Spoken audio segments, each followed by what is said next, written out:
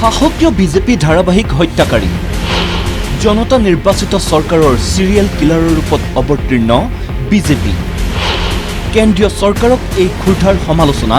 দিল্লীৰ উপমুখ্যমন্ত্ৰী মনীষ সিসোদিয়াৰ শুকুৰবাৰে নতুন আবকাৰী নীতিক লৈ উত্তাল হৈ পৰে দিল্লী বিধানসভাৰ এদিনীয়া বিশেষ অধিৱেশন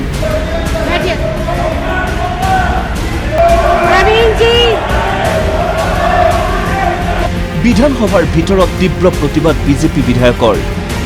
বিধানসভাৰ বাহিৰতো সহস্ৰাধিক বিজেপি কৰ্মীৰ ধৰ্ণা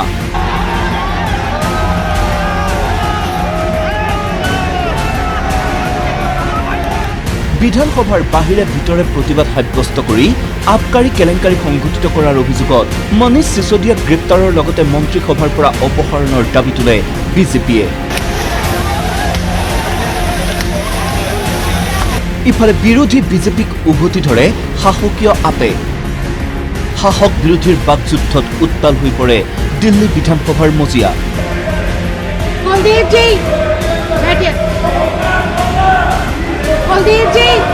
পৰিস্থিতি নিয়ন্ত্ৰণৰ বাহিৰলৈ যোৱাত উপাধ্যক্ষ ৰাখী বিৰলাই মাৰ্চেল লগাই দিনটোৰ বাবে সদনৰ পৰা বহিষ্কাৰ কৰে বিজেপিৰ সকলো বিধায়কক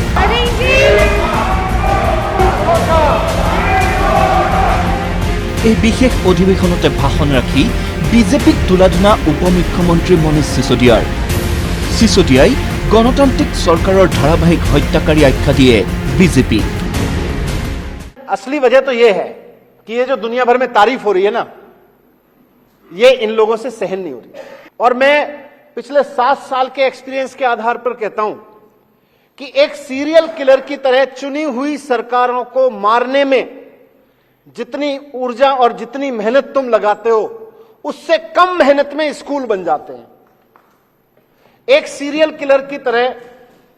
जितनी मेहनत तुम चुनी हुई सरकारों का मर्डर करने में लगाते हो जनता सरकार चुनती है बड़ी उम्मीद से देखती है भाई अब हमने बहुमत देके सरकार चुन दी अब हमारा काम करेगी तब तक पता चलता है सीरियल किलर आ गया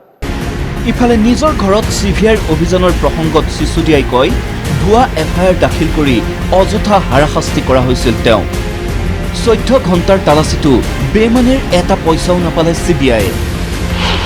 হাজাৰবাৰ এনে তালাচী চলাবলৈ বিজেপিক প্ৰত্যাহ্বান সিসোদিয়াৰ पहली बार देखा कि मैंने कोई सूत्रों के हवाले से एफआईआर दर्ज की गई हो किसी मंत्री के किसी आदमी के खिलाफ क्राइम होता है तो क्राइम बताया जाता है भाई आपके ऊपर ये आरोप है आपने ये मर्डर किया कुछ नहीं मिला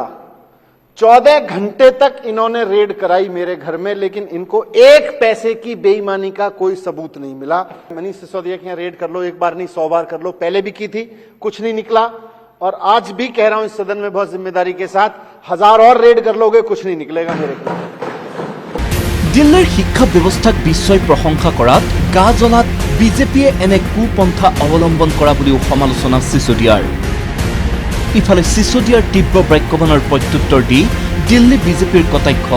আন্না হাজাৰেৰ সপোনক হত্যা কৰিলে কেজৰিৱাল চৰকাৰে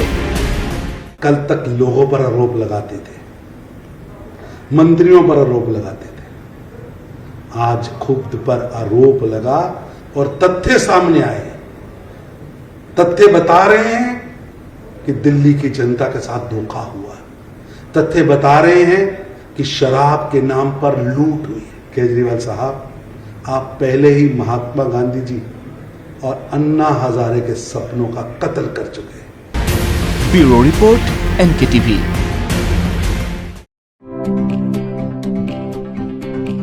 Are you planning to pursue your career in civil services? Join the most successful APSC and UPSC coaching institute in Northeast, Bhadra IAS Academy. Admissions are in process for both online and offline mode. It includes study materials, mock test, model question and answer, monthly magazine and interview guidance. Bhadra IAS Academy is well known for its excellent successful results. Last year, all the ACS toppers were from this institute securing first, second and third rank. And this year, 137 students appeared. The interview results are awaited. So hurry up and call us at 8638391721. Bhadra IAS Academy.